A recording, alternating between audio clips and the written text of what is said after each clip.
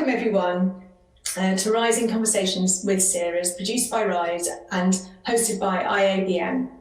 I'm sure most people watching this are Rise members, but if you're not and want to know a little bit more about the amazing work that Rise do, it's an advocacy group that supports women from all backgrounds working in the broadcast tech industries. So please do head over to the website and look at the fabulous work that they're doing, which includes mentorship, awards, the Rise Up programme for primary school kids, and mentorship as well.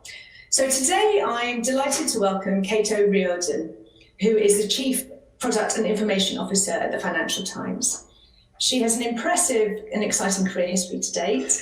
Within the Financial Times, she's responsible for hitting the 1 million subscription target 1 year early. She's made a really interesting move into product from being a radio journalist that has led her to some really interesting projects. Particularly at the BBC, she had the incredible job of devising their digital strategy for the London 2012 Olympics, which we'll be talking about later. Cait is particularly passionate about leading the Financial Times in their commitment to diversity in tech. There are more women in senior roles across the newsroom and business than ever before, and women make up 40% of their global senior management group. I feel honoured that Cait, this afternoon, will share some of the ways that they've achieved this. So we're going to talk for about 40 minutes, and it would be great if anyone's got any questions, they can write in the Q&A box, and as you think of them, and we'll discuss the Q&A after the end of our chat. So welcome, Cait, and thank you so much for joining us today. Please, could you start off with telling us a little bit about your role at the Financial Times?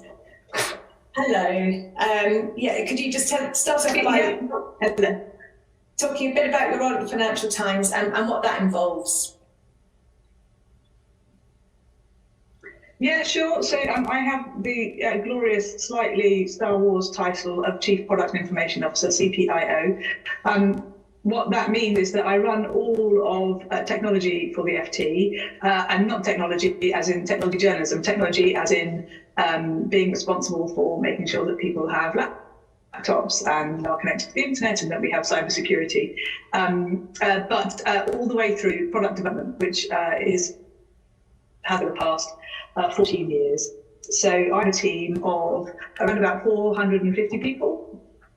Who work for me in London, in Sofia in Bulgaria, and in Manila in the Philippines. And our goal is to make sure the right products and services to ensure that the FT continues to grow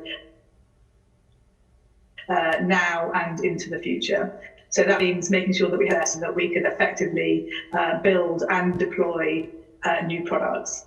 I'm a board member of the FT, which means that I have a seat at the senior table where those decisions get made, and it is absolutely a collaborative effort. So you very kindly credited me for hitting the million. That was very much a collaborative effort between editorial and our marketing teams, our data team, and the technology development. Great, amazing. Yeah, that's a lot of work, and I know, the Financial Times is quite a you're doing a lot. I've worked there before with the video teams. It's a great organisation, and so you have this impressive career working formerly at BBC and Shazam as well, and also major events at the Olympics. And we'd love to hear your highlights and while you're in these roles. So I started, as you mentioned, my career as a broadcast journalist. So when I was at university, that's what I started doing. That were a long time, around about 11 years, I think. So I started out in local radio in glamorous places like Slough, but genuinely glamorous places like Glasgow, which I loved, doing local radio journalism, which it was a career for me. I absolutely loved it because I got to meet people and find out their stories and bring them to life on the radio. It was enormously fun. Then did lots of things. So I worked in documentaries. I worked for, which is the radio branch of ITN, and then I worked for ITN. And eventually joined BBC in 2001, doing online news and mostly online video. And And I did that for a couple of years and really, really enjoyed that as well. There's nothing I've done that I haven't actually enjoyed. But around about 14 years ago, particularly in online news at the time, the creativity was in how the content got to the viewer rather than the content itself. Remember, this was at the beginning of the century. Makes me feel terribly old. Online video was a bit like watching swirling paint dry. It was not a very immersive. And a lot of the BBC content at the time was repurposing broadcast content for online. But how that content got to the right person at the right time seemed like a really, really interesting challenge to me. So I then decided to make the switch into product management. This was a long time ago, and the BBC was a place at the time where you'd move around a lot, and I just pitched up at what was called Future Media and Technology and announced that I would like to be a product manager now, and they very kindly let me do that.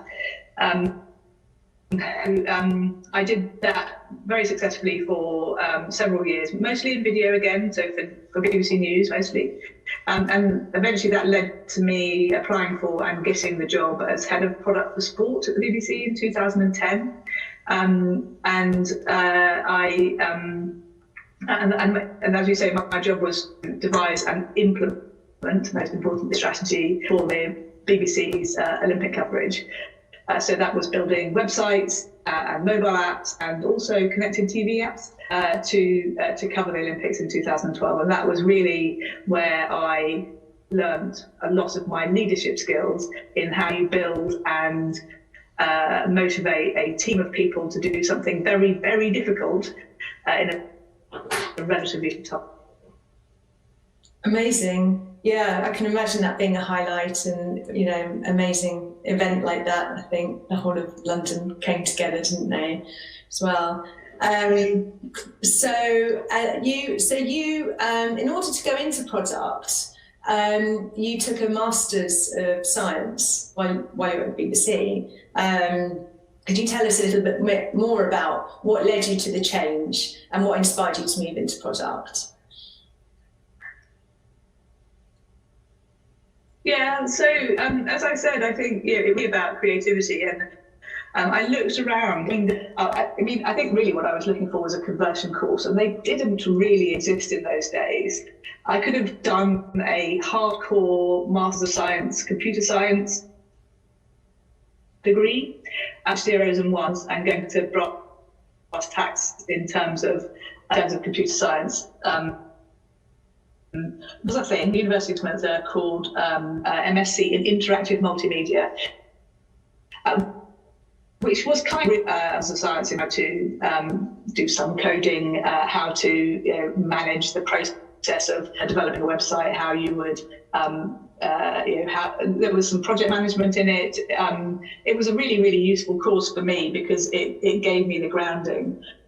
I think what has much changed since I did that course is there are a lot more conversion courses now. Technology has changed a lot in terms of how, in terms of removing the barrier to entry to getting stuff done. So 2003, when I was doing my course, you still had to, if you wanted to run a website, you had to buy some tin and put it in a data center. What's changed then, all of that moved to the cloud.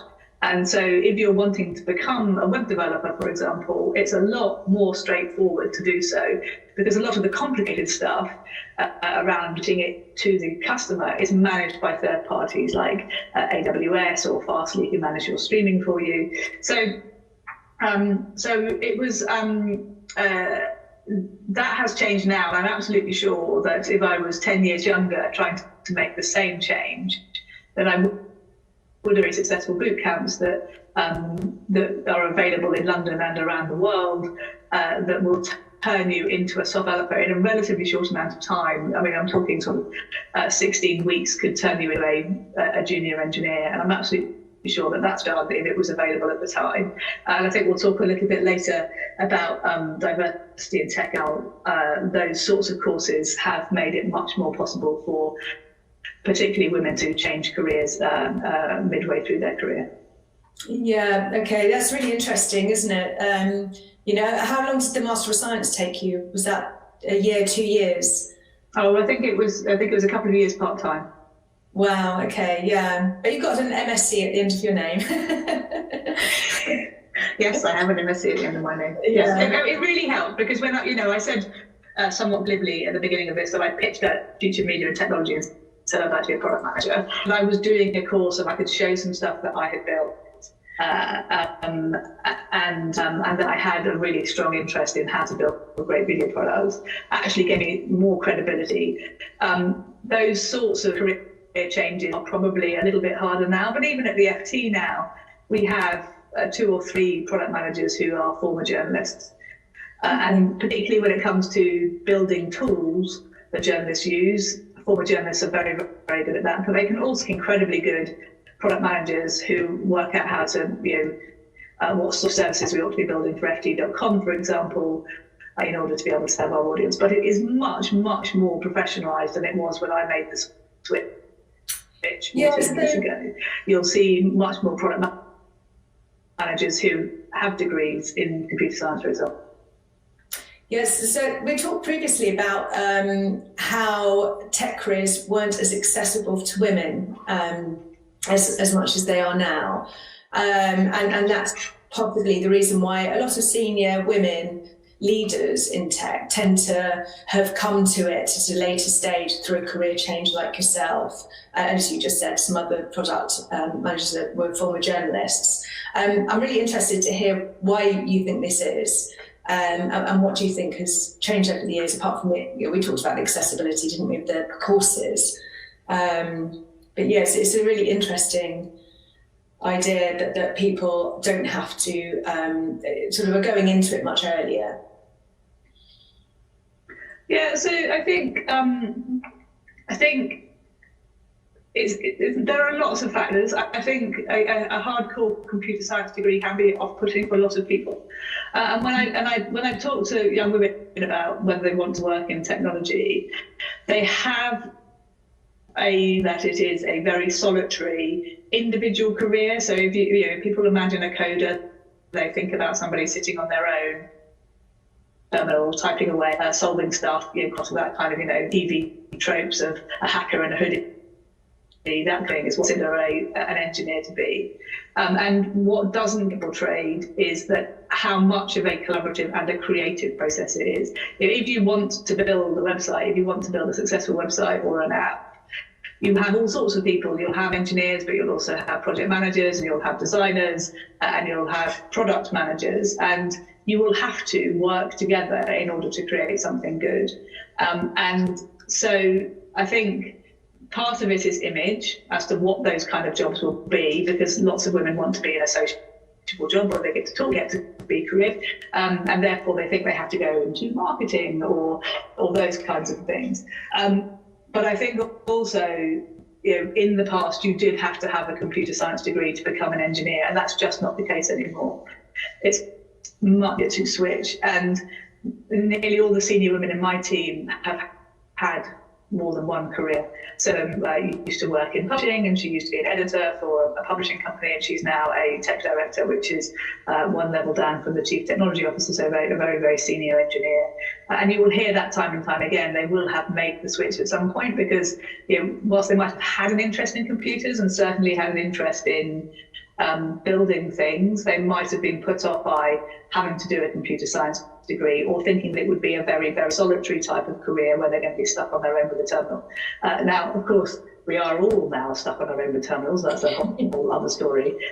In ordinary times, if you went into the FT when we were in the office, you would see lots of people collaborating and working together and co-creating things, which can be, and is for me, a very satisfying experience.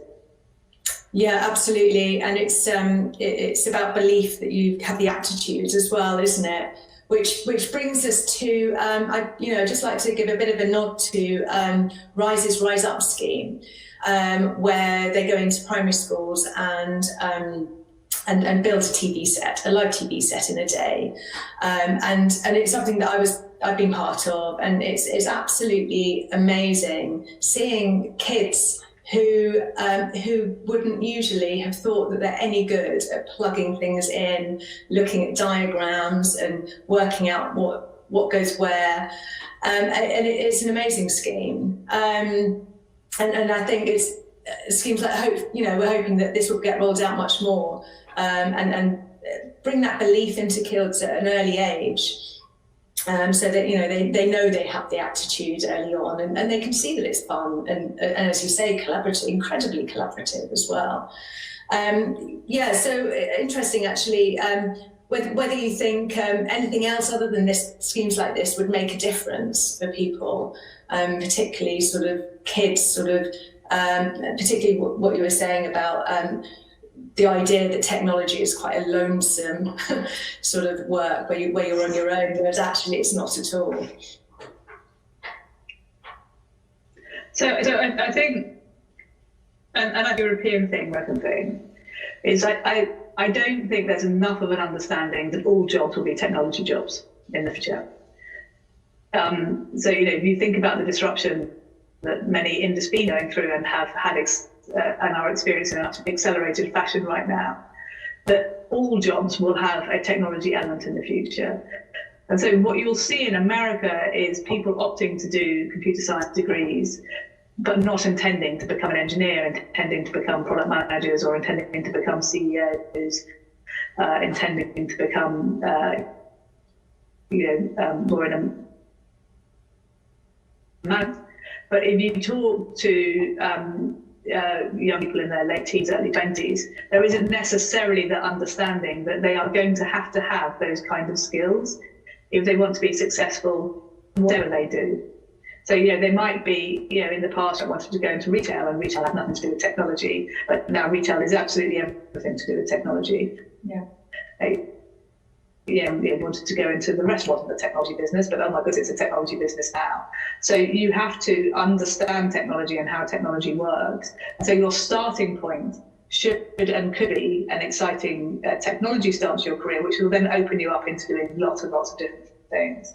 And I just don't see that in this country, that people understand it. They'll talk about going into marketing, or they'll talk about still very, very, traditional careers like teaching or law or and that kind of thing. But I don't think my starting point will be a technology career, and that will open up and my horizons to do anything that I want to do in the future. But that is very the case in America, where they have a more entrepreneurial, way of working, and everybody understands how Silicon Valley works, and that's just not the case here, I don't think. Yeah, that's interesting, isn't it? Yeah, there's definitely an entrepreneurship sort of culture growing, but it definitely feels that that's led from America, and it's sort of quite slow to sort of happen here. Yeah, really interesting. Thank you. So you've been very much part of leading the Financial Times in creating an incredibly diverse workforce, and especially in technology. Especially in the light of the recent events, it's more important than ever to make sure that every company is working hard to increase diversity. So how have you done this, and what are the factors which people need to consider to attract a diverse workforce in their companies? And the FT is a very data-driven company, and we'll talk a bit later on about hitting that 1 million target ahead of schedule and how we did that. For me, hitting targets is a strong part of that. So I have a target to get to 50-50 men and women within my technology team by 2022. And we're not hiring them at the moment at the FT for obvious reasons, but prior to that, we were on track for hitting that target, and we were moving the right way. And what I have discovered works is tackling that question from two ends of the spectrum. You both need a good pipeline of junior women coming into the organisation, as well as going out and targeting and hiring very, very senior women to join you. The killer insight that I got from a woman in my team is that no woman wants to be the only woman in the team. There are a lot of the older engineers in my team who were by necessity the only woman engineer in a team when they joined. But if you want to credibly be a place where women and all sorts of other dimensions feel comfortable, then when they come in, they have to see people who look like them. So if you have a junior pipeline, which we have trained via these bootcamp conversion courses, so we've taken in around 25 women via a conversion course called Makers Academy in London. And those women are now progressing through their career, becoming junior engineers, mid engineers, and senior engineers over the last 3 to 4 years. And plus, we have headhunted women that we want to work, and over a long period of time, encourage them to come and work at the FT. Senior women go out and talk, and then other women think, well, there are women at the FT, I'm interested. Then other mid-level women will come and join you. What a lot of these do is they start by trying to hire mid-engineers, and that's the hardest place, and it's very, very congested. But if you go very, very senior and very, very junior, your juniors will become mids and seniors, and your very, very senior people will attract the younger talent to come in, and it eventually will create a virtuous circle. And I'm absolutely convinced that that can and work for all other dimensions of diversity. So we, like a lot of companies, have a focus on people from a Black and minority ethnic backgrounds joining the FT, and particularly people of ground. Again, we do that by setting targets. Now, I set myself a target of 22% within a couple of years, because I wasn't quite sure how quickly we could grow it, and we were at 17%. We haven't actually hit that already, so I will set myself a more punchy target to hit, so that we rightly reflect, particularly in London, that we reflect the diversity in which we work.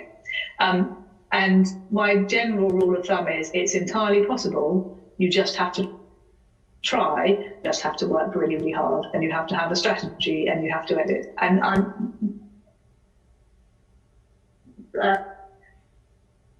yeah, we would like to have some women, but it's really hard, and we have to hire quickly, so we can't do it.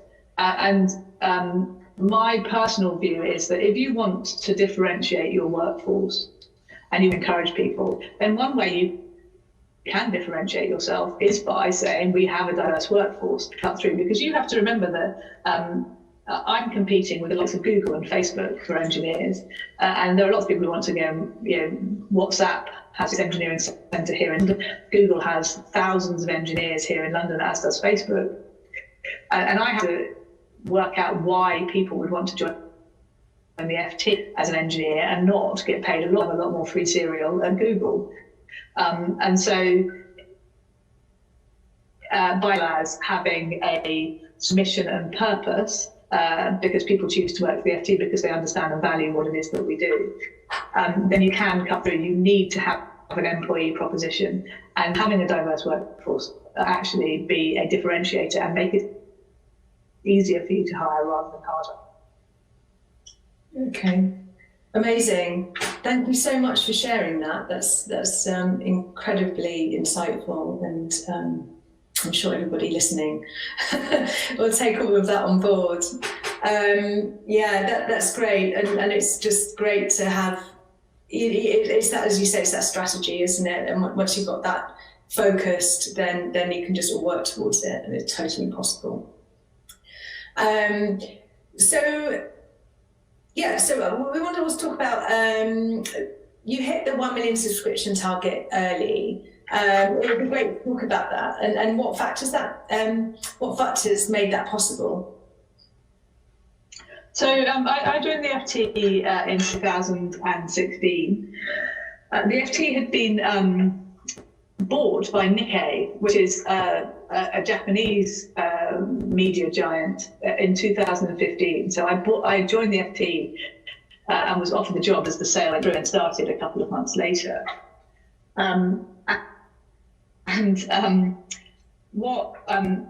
When I joined, we had this 1 million target to hit, and the target was that we would hit 1 million paying subscribers in 2021. And there was why I decided to join the FT, having vowed I would never go back to media and publishing ever again, having worked at Shazam for a couple of years. Because one was the brand, and the mission and purpose of the FT, as I said. Second was it was a big org, so I was, the fact that I was going to be managing 450 people was very attractive to me. And the third was that we knew what metrics would drive our business. So we have a very sophisticated data science capability at the FT, and we know that we know what metrics we have to move in order to be successful. So we're a subscription business, and it is much more cost effective. I don't know if you can see the tree being cut down behind me, but hopefully that's not distracting people too much. So we know what metrics we need to move in order to be a successful business, and it's much cheaper to customer that you already have and go out and. So the trick is how do you, once you encourage someone to become an FT subscriber, how do you keep them?